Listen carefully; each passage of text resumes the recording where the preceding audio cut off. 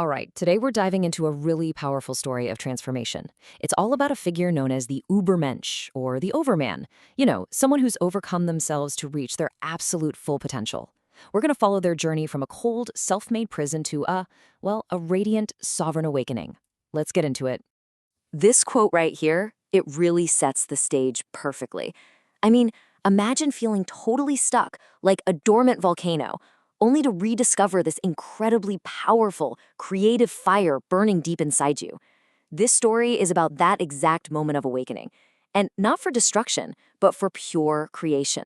So, where does this whole journey begin? Well, our character, Wutan, he starts at a place of immense power.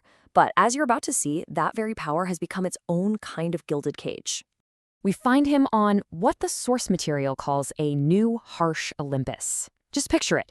You've achieved total, ultimate control, only to realize that the very will that got you to the top is now your own personal, gloomy prison guard.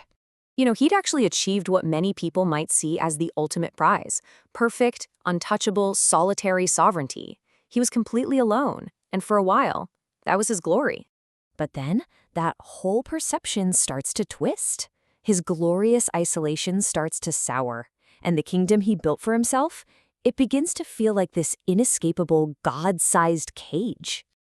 So what are the bars on this cage made of? Well, as you can see, they aren't made of steel, they're ideas, like the exhausting repetition of existence, or being an arrow of longing with no target to hit. He's adrift in this open ocean of potential, but with no shore, no destination.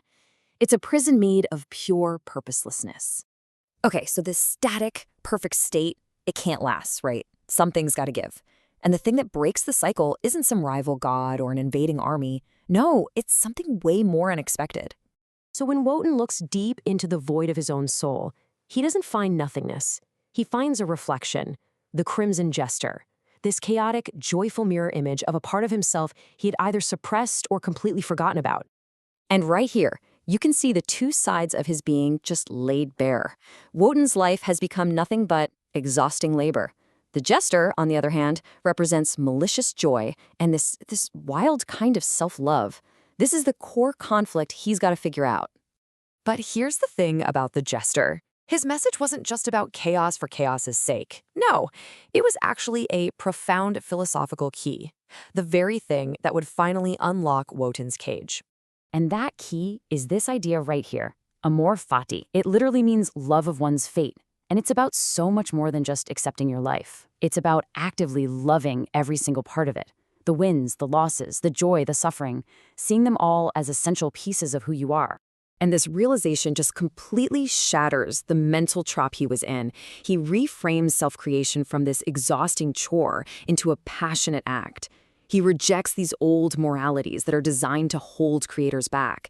And he finally understands that to truly create, you can't just overcome the world. You have to fall in love with the very fire, the struggle of your own becoming.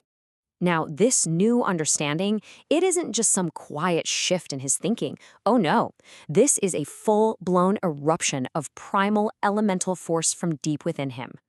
This is the moment the volcano's core finally reignites.